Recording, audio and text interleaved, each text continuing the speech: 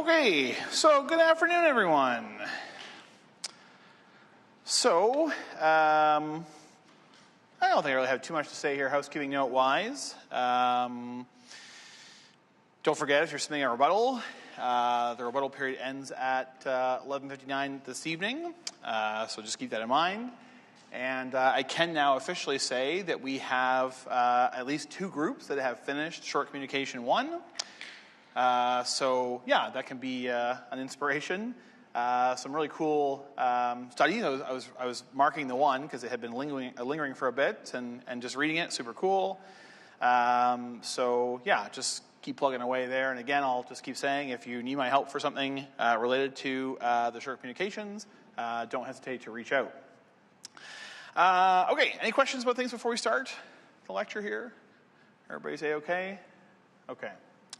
All right, so we ended on this slide here yesterday, talking a little bit about cocaine and how its relationship, I guess, with this concept of effect homeostasis. And so what we have basically said is that cocaine can block dopamine reuptake transporters. And that means that when you have dopamine being released by dopaminergic neurons into the synaptic cleft, because that reuptake is being blocked, this will lead to higher concentrations of dopamine within the cleft for longer periods.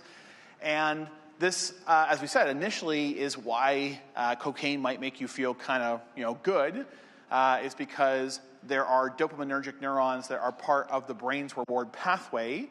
And so if there's more dopamine in that pathway because of the action of cocaine, then ultimately you expect this kind of rewarding, pleasurable sensation. And of course, this is what, again, kind of fuels some people to use the drug. But again, thinking of that concept of effect homeostasis from yesterday, we said that the way that the postsynaptic neuron is going to respond here is through the downregulation of the dopamine receptors, and then that's going to bring the level of reward and pleasure sensation back to a normal level, even in the presence of cocaine. And then because people now are feeling like, oh, I don't feel as good as I did before when I took this drug, they increase the amount of drug to try and get even more dopamine back into that cleft, to compensate for the fact that there are fewer receptors.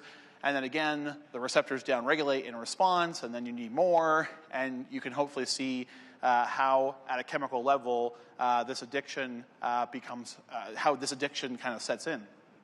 So what I wanted to show you here to start is data from this study that just actually shows some actual data corresponding to the effect homeostasis concept that I was talking about.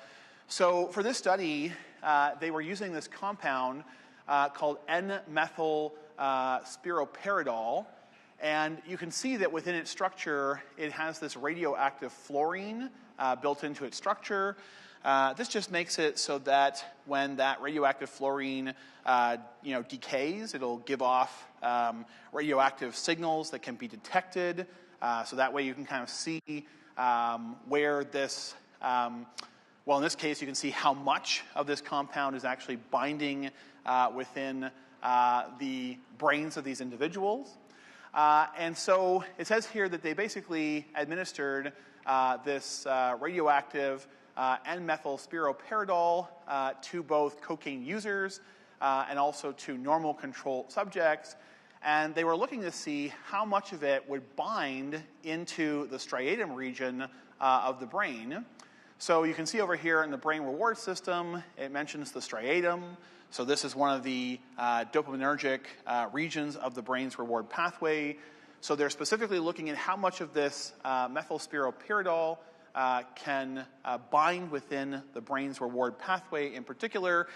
And as it mentions, this compound binds specifically to dopamine receptors. So they're effectively in this study trying to figure out, how many dopamine receptors are there in this striatum region of the brain's reward pathway, and how is the number of those dopamine receptors been changed in cocaine users compared to non-users. And so this incorporation quotient here, the bigger that value is, the more binding of this dopamine receptor binding compound, this radioactive N-methyl spiroperidol, the more that's binding. And you can see here, when you look at the data, that there tends to be slightly lower levels of binding in cocaine users relative to the healthy or the non-using controls. So you can see that kind of downward trajectory. So that, again, is consistent with this effect homeostasis concept that I've been talking about, where you take cocaine, right? And if you look here, I mean, they're plotting time since last use.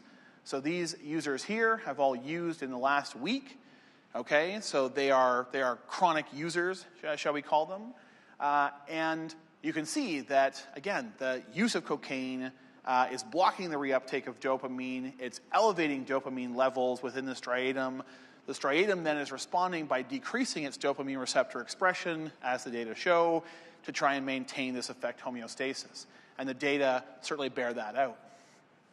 The other thing the data here bear out is that some of the cocaine users in this study, they had a few users who had actually not used for 30 days or so. So they had not used cocaine in a month or so. And what's interesting is in those 3 users, their average dopamine receptor level was actually comparable to the controls.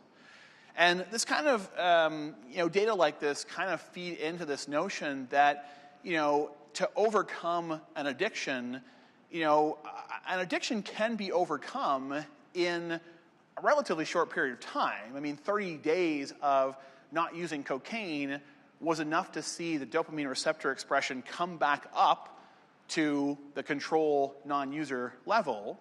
And so there is often this adage in addiction sciences or addiction support or physiology or whatever, that, if you can, stop doing the thing that you're addicted to for even this short period of time, 20, 30 days, the brain will adapt. It will go back to the pre-addiction levels of receptors, for example, and you will ultimately have kicked that habit. Of course, standing here, telling you this, looking at these data sets, obviously it's a simpler thing than actually going through this process, because we know that there are always these significant kind of withdrawal effects that people experience as they are trying to overcome addiction, because, in the period of time where you're on this upward trajectory, I mean, that period of time where you're on that upward trajectory, it's going to be a challenge, right? And all of us, have our addictions. Whether you're addicted to cocaine or something else, you're addicted to your phone, addicted to sugar, addicted to whatever you're addicted to, that it's okay if someone said to you, hey, 30 days of not doing this, and, the data suggests that your brain will basically get back to the pre-addiction level and you'll have kicked that habit.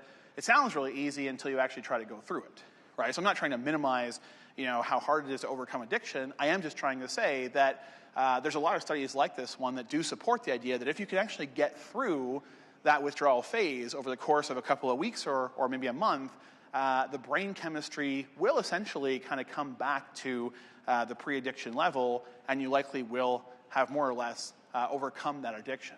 But again, we all know how challenging it is. If you said to yourself, hey, I feel like I'm using my phone way too often, I'm just going to not use it for the next month, right? You know that you'd probably wake up one morning and just accidentally grab it. Or you'd feel like, oh God, I got to know what's going on, I got to see it, or whatever. So we know how difficult it is to overcome these addictions, but I guess we can at least be rest assured that if we can have the support and get the support we need to overcome those addictions at a neurological or physiological level, they can be overcome in a relatively short period of time. All right, what I want to talk about next here is something that is exactly the opposite of what we were just talking about, the opposite of effect homeostasis, and that is to talk about something called long-term potentiation. With long-term potentiation, it's illustrated here.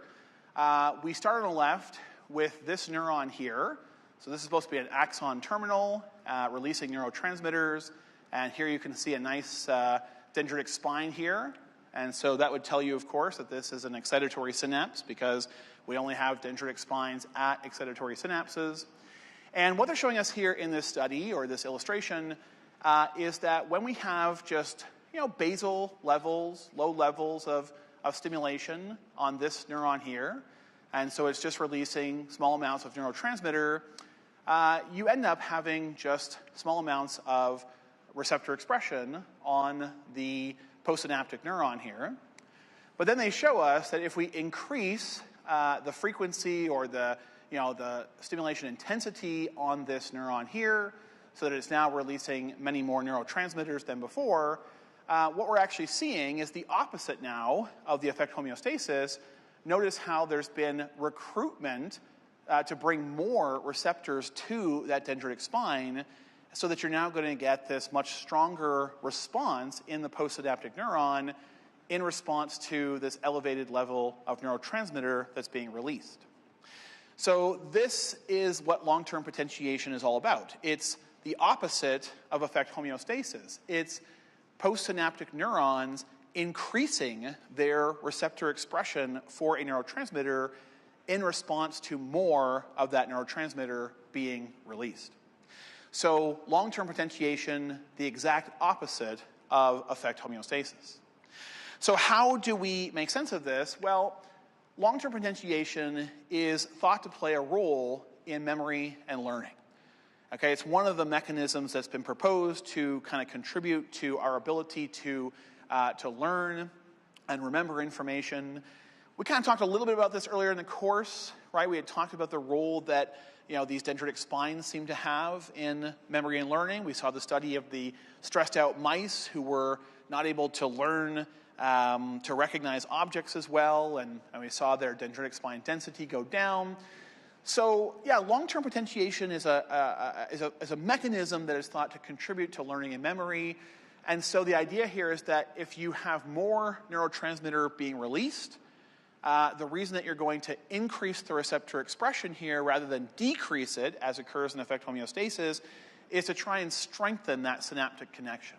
Right? You're trying to make the signaling between these two neurons stronger, and then in some way this allows for the information that you're learning or remembering to be stored.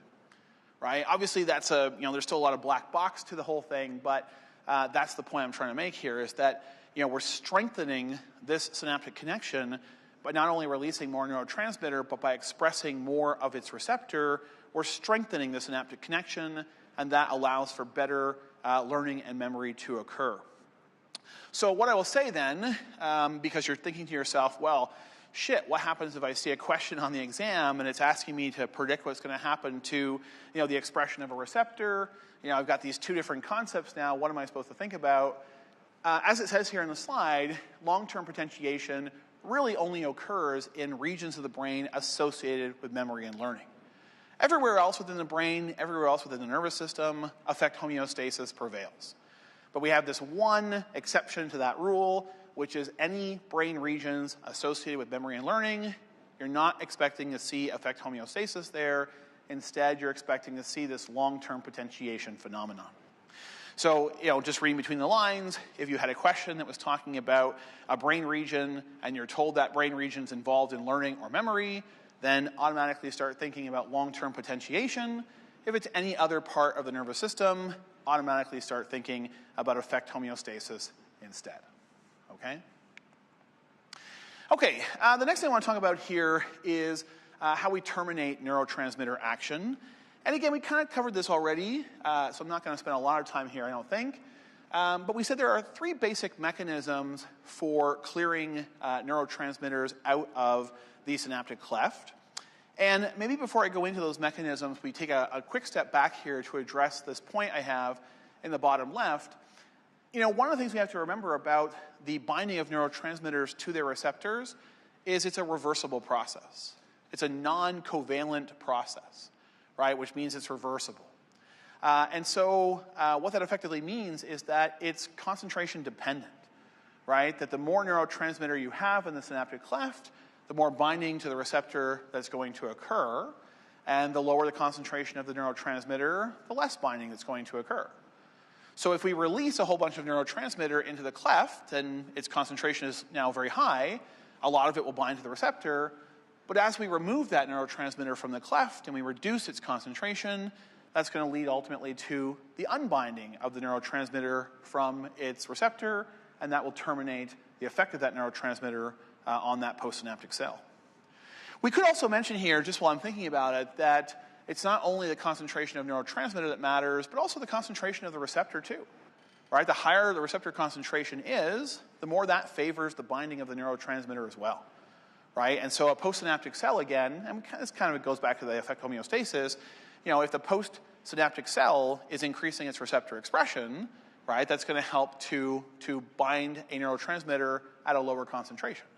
Right? So these are just basic kind of, law of mass action kind of things. Anyways, okay, so let's talk about how we get rid of neurotransmitter from the synaptic cleft. 3 mechanisms. Obviously, the simplest one is the neurotransmitter simply diffuses away. One of the things we have to kind of keep in mind here, because a lot of times with these images of synapses and synaptic clefts, it's very easy to lose track of the fact that, when you look at this image, you might forget that this synaptic cleft is a fluid-filled space, right? And, it's always kind of drawn in white, and it makes it seem like, I don't know, there's who knows what's there, but it's fluid. Right? And that fluid that is in the synaptic cleft is contiguous with, all the other interstitial fluid in the nervous system. And so, ultimately, the synaptic cleft is connected to all the other interstitial fluid within the tissue, within the nervous tissue.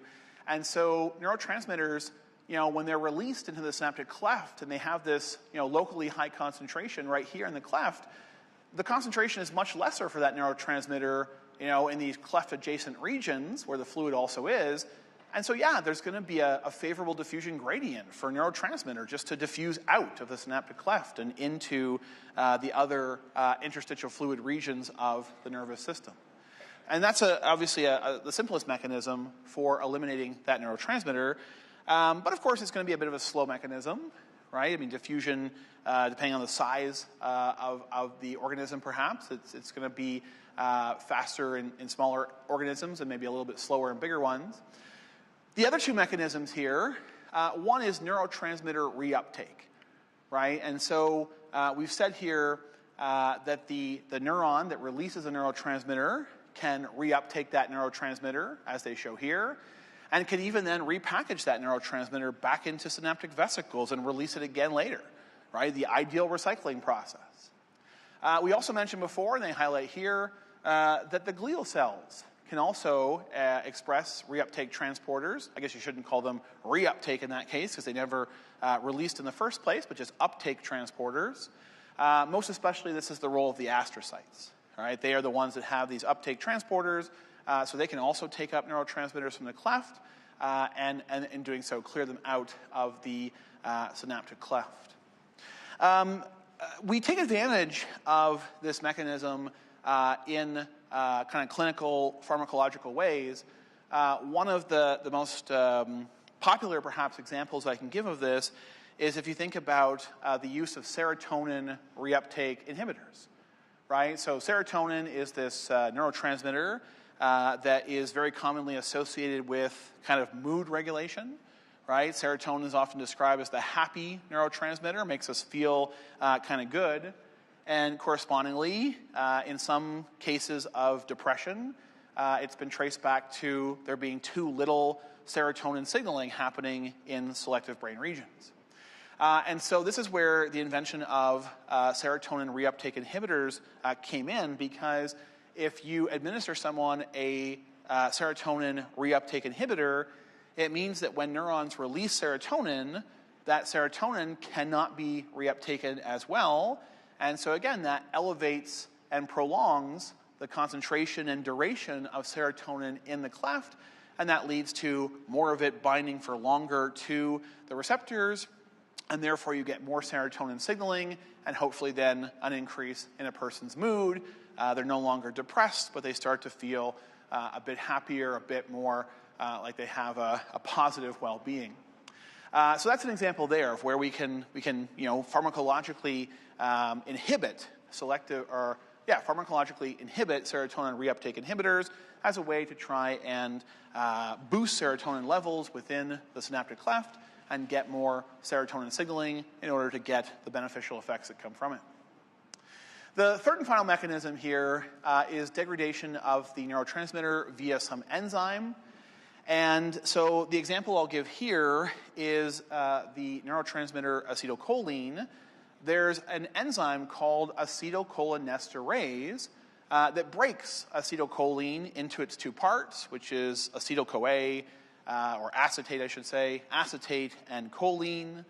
And so this is a way of getting rid of acetylcholine from within the synaptic cleft. You just enzymatically break it in half. Again, there are kind of clinically relevant examples of where this is important. There are, for example, a number of pesticides that actually inhibit this acetylcholinesterase enzyme, and in doing so, they lead to acetylcholine levels remaining elevated within the synaptic cleft. And given that we know acetylcholine plays an important role in stimulating skeletal muscles, that chronic stimulation by acetylcholine can actually lead to muscle spasms. And so you can think about how, for example, this could impact, say, the respiratory system. If you can't relax your respiratory muscles, when you think about breathing, you have to be able to, stimulate and then also relax your respiratory muscles to inhale and exhale.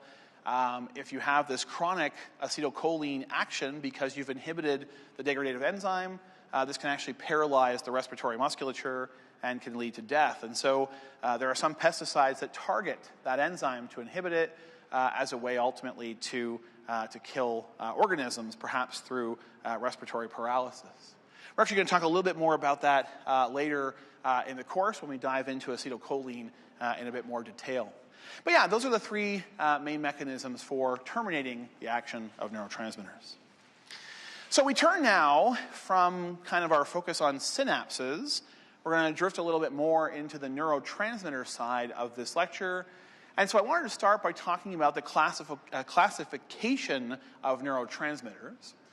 It says at the very top right there that there are well over 100 known or suspected neurotransmitters in the human body. And so when biologists are confronted with large numbers of things, they always seek to try and classify them in some way, just make it a little bit more manageable on their brains. And so the currently accepted way of classifying neurotransmitters is to classify them based on their chemical structure. And so that's what this figure I have here does. And so this figure breaks the neurotransmitters into two large groups. There's the small molecule neurotransmitters, and then there's the large molecule neurotransmitters. And so if we just look at the large molecule neurotransmitters first, you can see here that the kind of most noteworthy member of this group are the so-called neuropeptides. So these are basically proteins that act as neurotransmitters. They give a whole bunch of examples here, pituitary peptides, hypothalamic peptides, brain-gut peptides, opioid peptides, and then miscellaneous. So again, these are just proteins that also function as neurotransmitters. Many of them are kind of on the smaller side relative to the average size of a protein in our body. We're going to end up talking just about the opioid peptides towards the end of this lecture, not today, but towards the end of the lecture topic, because it's kind of an interesting group to think about because, of course, the opioids kind of work in the same way that the opioid peptides do. And given that we're in the midst of this opioid crisis, I think it's a good idea for us to be aware at the physiological, pharmacological level, how exactly do these opioids and the endogenous opioid peptides, how do they function? But if we look at the small molecule neurotransmitters, this figure then breaks that group into four groups. The first is the amino acids. So some of our neurotransmitters are literally just amino acids. And some of these amino acids you'll recognize because they're also amino acids that we can use to build proteins. So glutamate, aspartate, glycine. These are amino acids that we also use for building proteins. But some of them, like GABA there, it's an amino acid, but it's not one of the standard amino acids. It's not one of the ones that we use to build proteins from. It still has the structure of an amino acid, but it's not used for building proteins. So we're going to talk about that group in just a second. There's next up here the monoamines. So you can imagine what that term means.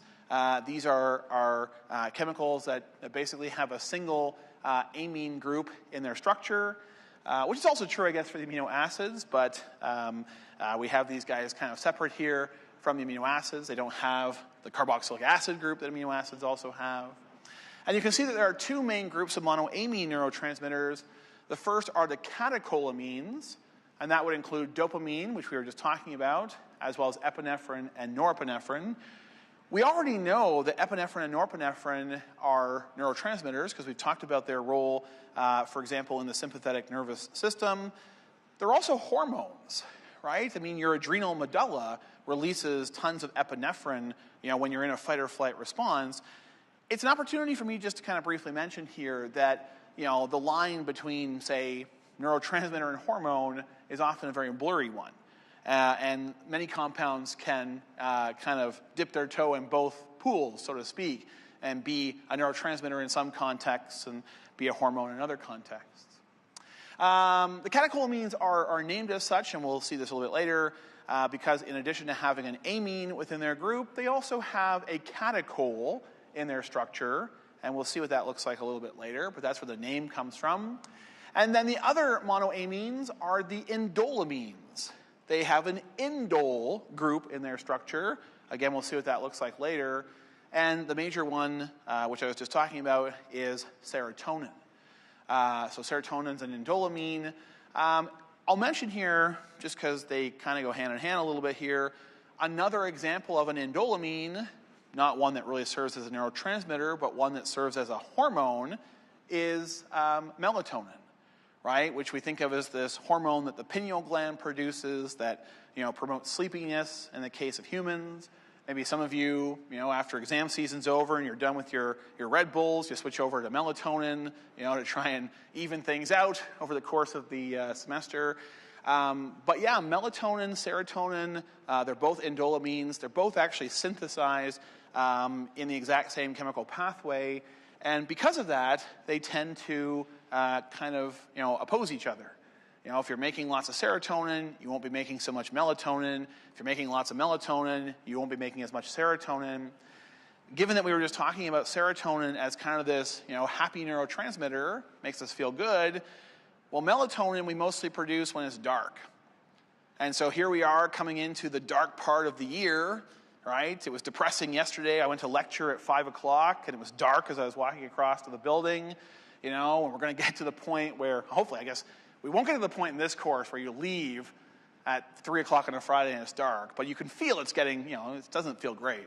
But anyways, the point I'm trying to make here is that if it's getting dark outside and we're making more melatonin, it also means we're making less serotonin.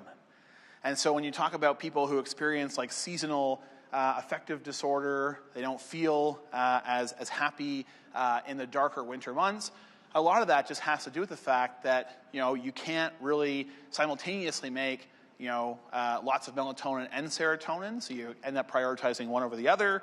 And so, yeah, if it's dark and you're making lots of melatonin, then you're not making as much serotonin, and so that's where the seasonal depression comes from. Acetylcholine is next here. They put it in a group on its own. Chemically, it's kind of distinct from the other neurotransmitters. I already kind of alluded to the fact that it's made of acetyl. You make it by taking acetyl-CoA and linking it to choline. And so that's how you get acetylcholine. And then we just talked moments ago that when you break it apart, you get acetate.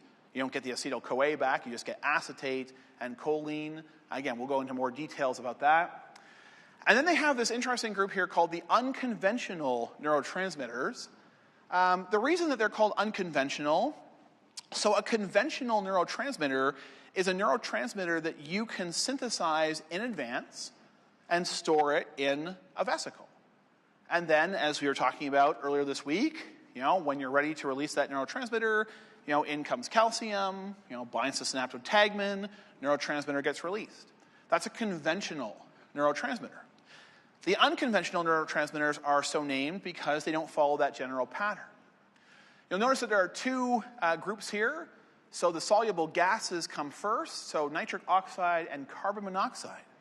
Right? These are two little gas molecules right? We've talked about nitric oxide already in this course a lot. It came up in the immune system quite a bit, right? Carbon monoxide, I mean, most people don't think about its neurotransmitter role because when you think about carbon monoxide, you think about, God, did I leave the gas on? You know, am I going to come home and find the carbon monoxide alarm screaming at me, or my cat dead, or something like that? But we do actually use carbon monoxide as a neurotransmitter. The thing about both these molecules is that they can't be made up in advance and stored in vesicles because they're just little small nonpolar gases. They will easily pass through membranes, right? So you can't make up nitric oxide in advance and store it in a little synaptic vesicle. So you can't make nitric oxide or carbon monoxide until you're actually requiring it, right? So when a neuron is like, oh, okay, it's time to release nitric oxide, it has to then turn on, say, nitric oxide synthase at that point and start making the nitric oxide on demand, because that nitric oxide, once it's produced, will just start diffusing everywhere. It's not a neurotransmitter you can make in advance and store like you can the amino acids or monoamines or acetylcholine. Same is true with carbon monoxide, and the same is true with the endocannabinoids, like the example they give here, the anandamide. Again, it's a lipid-soluble compound. So you can't make it in advance and store it in a vesicle. It will just diffuse out of that vesicle. So it has to be made on demand, and so that's what makes these unconventional neurotransmitters. The last point I'll raise here is that classifying neurotransmitters in this way, based on their chemical structure, this is not always the way we've done this.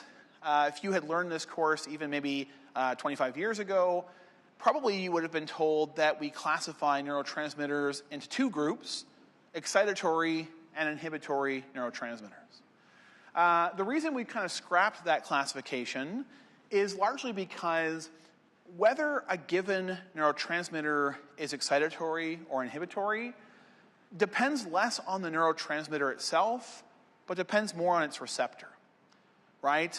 And we're going to see this hopefully today, where a single neurotransmitter, depending on the receptor that it binds to, and depending on the particular ion channel that receptor is or is connected to, the same neurotransmitter could give you, a depolarization or a hyperpolarization. Meaning the same neurotransmitter could be either excitatory or inhibitory. So although a lot of neurotransmitters do tend to be on one side of that spectrum or the other, mostly excitatory or mostly inhibitory, we've gone away from that classification scheme just to kind of allow us to emphasize that, again, it's not the neurotransmitter per se that dictates whether it's excitatory or inhibitory. It's the nature of the receptor it binds to and the nature of the ion channel to which that receptor is connected. So most modern human physiology, nervous physiology textbooks, they prefer this chemical classification scheme. The other thing I wanted to mention here is, again, kind of a more recent realization and change in our understanding. As it says here, until recently, and I would say recently, we're probably talking the last 10, 15 years, until recently it was thought that a given neuron would only produce one neurotransmitter, right? And it turns out that's not the case. There are actually lots of examples of neurons that produce multiple neurotransmitters. And so what I have here is a figure talking about the different ways that can occur. So the first thing I'm going to talk about is just what's called the co-release mechanism. This is where you have, as you can see here, an axon terminal, and its synaptic vesicles are packed full of more than one neurotransmitter, right? So here we've got a synaptic vesicle that has two different neurotransmitters in it, a red and a blue one.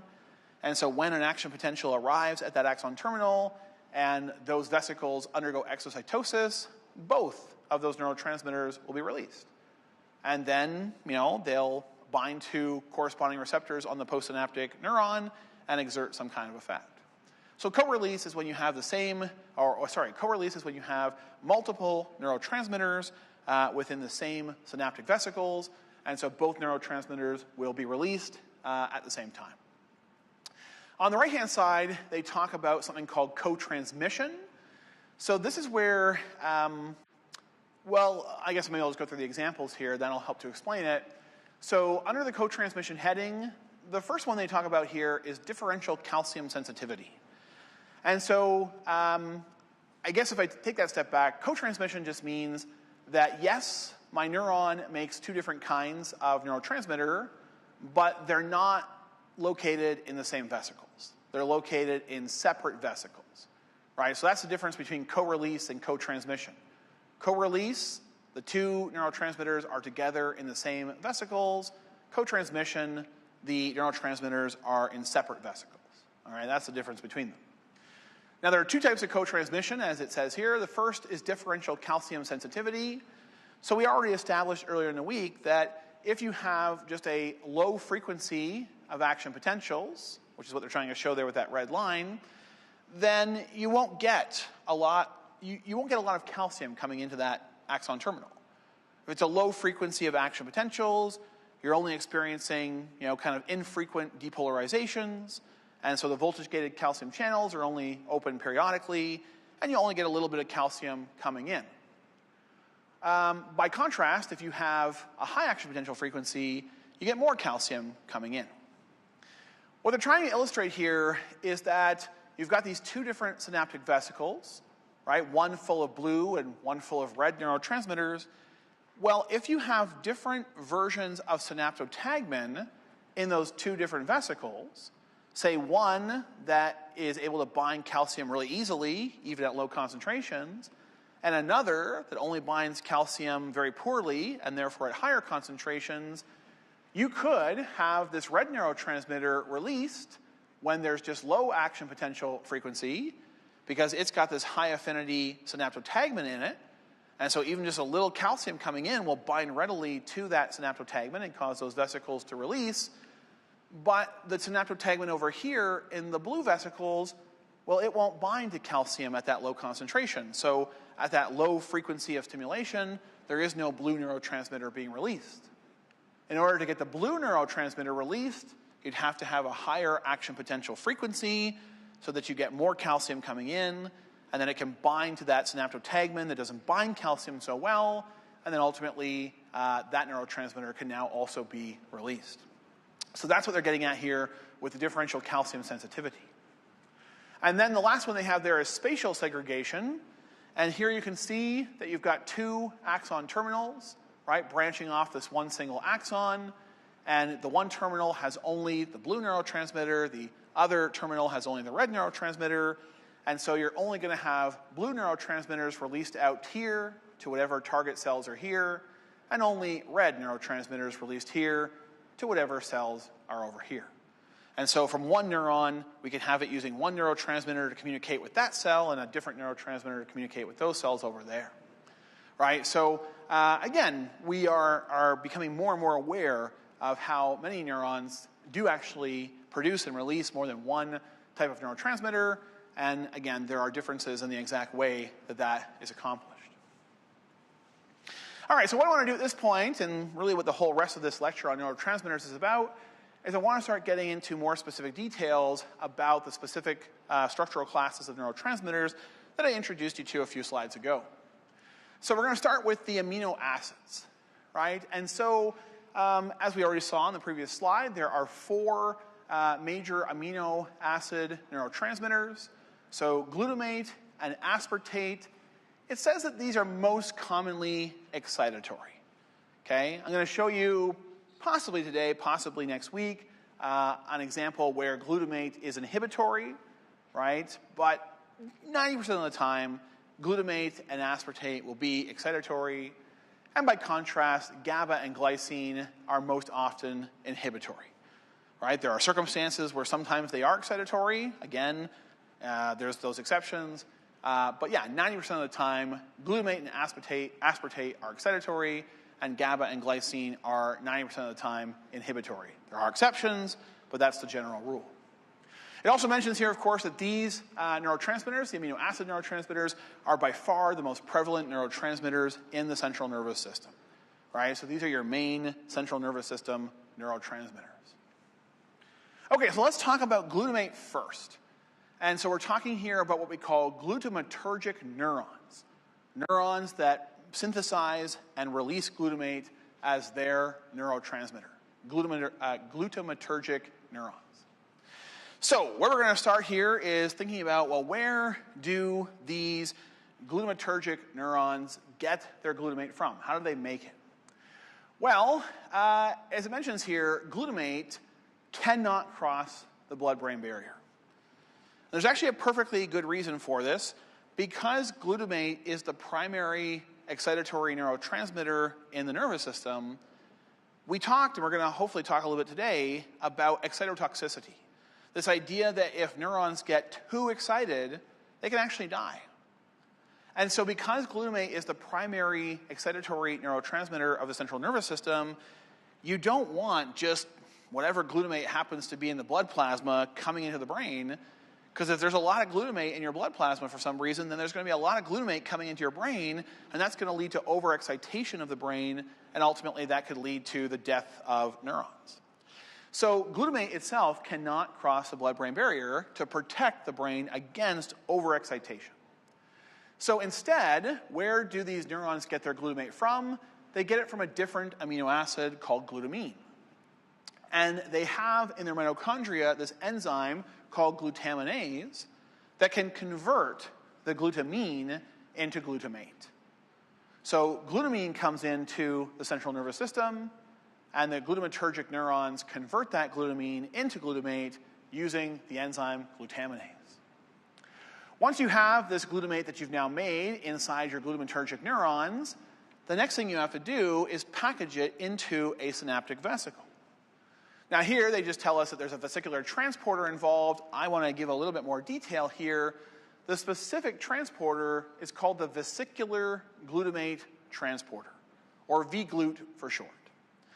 And how exactly does it get the glutamate into the vesicle? Well, it's actually an energy-dependent process, and it's driven by a proton pump. And that's what you see here. So in this synaptic vesicle here, there's a proton pump. It's hydrolyzing ATP, deriving energy from it, and it's using that energy to pump protons into the interior of the synaptic vesicle, right? And so when you pump protons across this vesicular membrane like this, it's kind of like what happens in the mitochondria. You're creating a proton gradient. And then you're going to use that proton gradient to power the uptake of glutamate. So over here, you have a glutamate proton exchanger. It allows the protons to leave the vesicle in exchange for glutamate going in. So we're effectively using the energy of ATP to power the uptake of glutamate into these vesicles, but it's in an indirect way, where we're pumping protons in through a proton pump that uses ATP, and then we allow those protons to leak back out in exchange for glutamate coming in. All right, so that is the way that we fill these vesicles with glutamate. Of course, the next thing they show here is the exocytosis of those vesicles. So when there's an action potential and it causes calcium to come in, all the things we talked about earlier in the week, we'll get exocytosis of the glutamate. And then in a moment, we're going to talk about the glutamate receptors that it can bind to exert its effect. But let's talk next here about how do we get rid of this glutamate from the synaptic cleft in order to end this glutamate stimulation on the postsynaptic neuron. It's mostly accomplished through glutamate reuptake transporters. So number one here shows a glutamate reuptake transporter on the axon terminal of the presynaptic membrane. Glutamate can be taken back up and then just repackaged back into new vesicles and re-released, as we were talking about earlier. But also over here, they show an astrocyte. And astrocytes also have glutamate uptake transporters, so they too can take up glutamate from the synaptic cleft. Now, what they do with that glutamate is they turn it back into glutamine using an enzyme called glutamine synthetase. And the kind of synthetase there, as opposed to synthase, synthetase tells you that that enzyme requires ATP to do that job. So it's an energetic investment that astrocyte has to do to turn glutamate into glutamine. And then it exports that glutamine back out to the interstitial fluid, and that involves a glutamine transporter, as you can see. and then that presynaptic neuron has its own glutamine transporter to take up that glutamine, and then it can rebuild it into glutamate and start again. You might again say to yourself, well, this seems a little bit wasteful. Why did I just spend energy to turn glutamate into glutamine just to then turn it back to glutamate? Well, the reason, of course, is that if this astrocyte here just took up glutamate and then also released glutamate, that glutamate would just find its way back to its receptors and re-stimulate that postsynaptic neuron. And the whole goal here is to get that glutamate out of that cleft. So yeah, that's the general mechanisms involved here in glutamatergic neurons. Let's now talk about the glutamate receptors. There are two major glutamate receptors that we have in our central nervous system. The first is known as the AMPA receptors. And the reason they're called the AMPA receptors is because one of the synthetic agonists for this receptor is AMPA. And actually, if you look at the structure of AMPA, you can see it kind of has an amino acid-like structure. I see the carboxylic acid group. I say the amine group there. So it kind of has a structure not too dissimilar from glutamate. So yeah, AMPA is an agonist of the AMPA receptor. And so that's where the AMPA receptor gets its name from, this agonist that can activate this receptor the same way that glutamate can. And then the other receptor is the NMDA receptor. No surprise, it's named after its agonist as well, which is NMDA. This is another synthetic compound that can be used to activate this receptor. And again, you'll notice its structure, again, very kind of simple structure, but again, very similar to the amino acid glutamate in terms of that carboxylic acid group and that amine group that you see there as well. So these are the two glutamate receptors. And as it mentions, they're often co-expressed, they often coexist, because they often work in tandem with each other. So let me walk you through this. So here is our glutamatergic neuron here, right, releasing glutamate. Here's our postsynaptic neuron here with both AMPA and NMDA receptors. When the glutamate binds to the AMPA receptor is a neurotransmitter-gated sodium channel. So as soon as either AMPA or glutamate binds to the AMPA receptor, then that receptor is itself a sodium channel. The gate for sodium will open, and sodium will come through. And this, of course, is what makes glutamate excitatory. Because if you're opening up a sodium channel to allow sodium to come in, you're going to depolarize the cell here, bring it closer to threshold potential, better opportunity for an action potential to occur. The other receptor here, the NMDA receptor, when glutamate, or its agonist, NMDA, binds to it, that's only one of the things required to activate this channel. The other thing that is required to activate this channel is this magnesium ion that's stuck in the channel. It has to get the hell out of there. Here's the thing about magnesium. We haven't really talked at all about it here in this course. Magnesium has an equilibrium potential of negative 40 millivolts. The typical resting potential of a neuron, as we know, is about negative 70 millivolts, which means that at resting conditions, magnesium is not at equilibrium. And what direction does it want to go? Well, if it wants to bring the membrane potential to negative 40, that means magnesium wants to come into the cell. Because if the positively charged magnesium comes into the cell, then it can bring that cell up from negative 70 to negative 40, where it wants to be. So it's trying to come into the cell, and it's trying to come in through the NMDA receptor. But the NMDA receptor doesn't let magnesium come through, so the magnesium just gets stuck. And it blocks that channel and prevents calcium, which is the actual ion that can pass through this channel, it prevents it from passing through. So glutamate binding to the NMDA receptor is one thing required to kind of activate it, but how do we get that second thing, that magnesium, to get the hell out of there?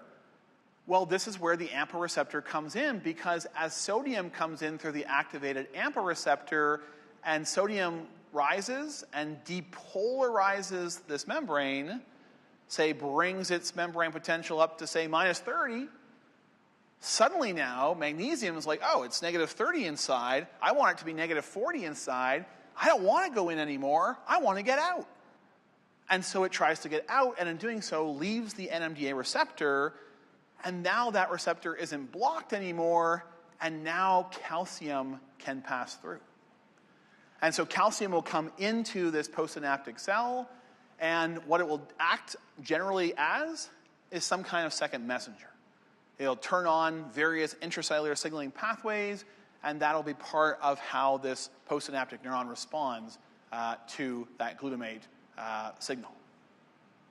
So we've got to stop there. That's all the time we have for today. We'll continue on a little bit more about glutamate receptors on Tuesday, and we'll just keep rolling through different neurotransmitters, learning about their action, their receptors, and hopefully, fingers crossed, by the end of next week we have that done, and that would give us a couple of weeks to talk about reproduction to end the course. So enjoy the rest of your Friday afternoon. I have to go and see my daughter turn 16 today, so she's writing her driver's license test right after school. So I'm eagerly awaiting for the hopefully successful message. My son did this a couple years ago, failed the fucking thing like, I don't know, 5 times. I was in the car having a meeting online, and all of a sudden my daughter knocks on the window. She's like, Emmett needs more money for more tests. I'm like, what the hell is going on? So anyways, that's what my evening has in store. So enjoy your evening, and I'll see you next week, Tuesday.